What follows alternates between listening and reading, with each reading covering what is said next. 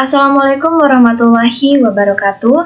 Saya Novareski Sumiati dengan nomor NPM 217555658 dari program studi akuntansi perpajakan kelas 5B.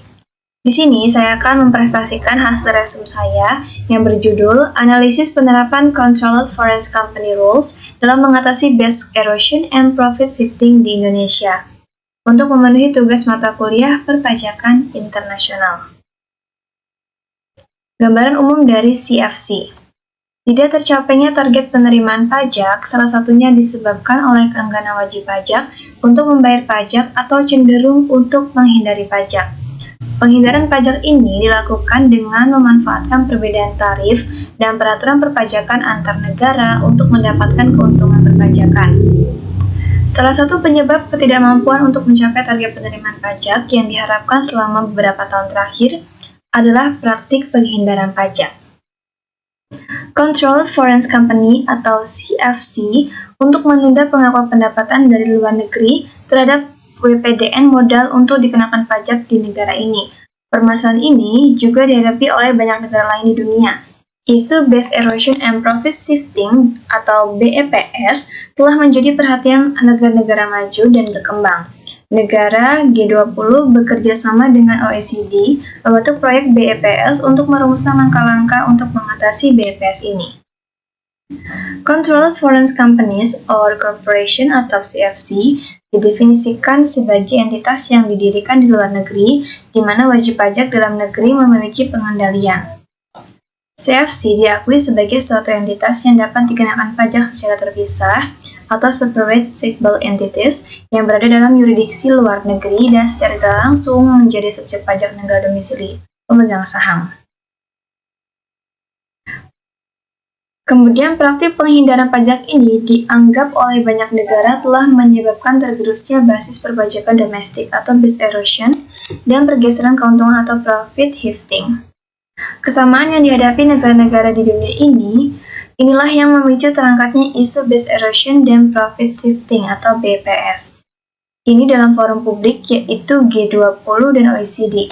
Base Erosion dan Profit Shifting yang menurut OECD dapat dikatakan sebagai suatu strategi perencanaan pajak yang mengeksploitasi celah dan ketidaksesuaian dalam peraturan perpajakan untuk mengalihkan keuntungan secara artifisial ke tempat atau negara dengan pajak yang rendah bahkan nol.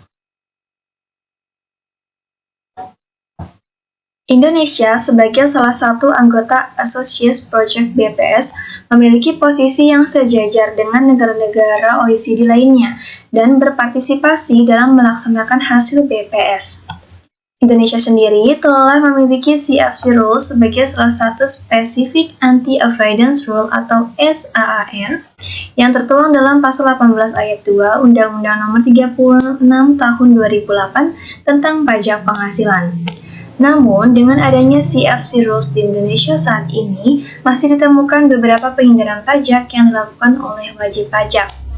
BPS Project telah berhasil menghasilkan rencana aksi BPS yang salah satunya adalah Action 3, memperkuat peraturan CFC. Action 3 akan memberikan rekomendasi kepada hukum di masing-masing negara terkait dengan desain peraturan CFC. Sampai saat ini, terkait dengan aksi 3 tersebut, BPS Project telah mengeluarkan draft diskusi 1 publik terkait Action 3 memperkuat peraturan CFC.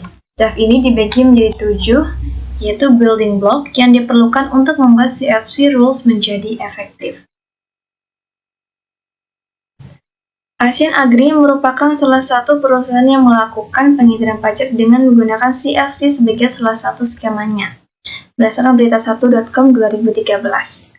Skema CFC yang digunakan Asian Group adalah memindahkan subjek pajak dan objek pajak ke low tax jurisdiction atau bahkan tax haven country, memindahkan kantor pusat ke negara yang dengan teritori sistem dan melalui transaksi intragroup yang memanfaatkan ownership holders sebesar 50% yang dinilai terlalu rendah. Hal ini diperparah dengan terbatasnya data akibat minimnya exchange of information data dengan tax haven country, menurut Prastowo pada tahun 2013. Baik, maka kesimpulannya adalah saat ini CFC Rules di Indonesia secara keseluruhan belum mampu mengatasi BPS yang dilakukan oleh CFC. Masih terdapat beberapa celah yang menyebabkan adanya praktik pengindaran pajak maupun BPS. Berdasarkan hal tersebut, berikut saran-saran perbaikan yang dapat diberikan untuk masa mendatang. Yang pertama, Direktorat Jenderal Pajak hendaknya segera menyusun regulasi untuk memperbaiki CFC Rules yang ada saat ini. Walaupun bila dilihat dari segi penerimaan, CFC Rules tidak akan berkontribusi banyak, tapi regulasi ini merupakan anti-avoidance rules yang memang seharusnya ada di sistem perpajakan Indonesia.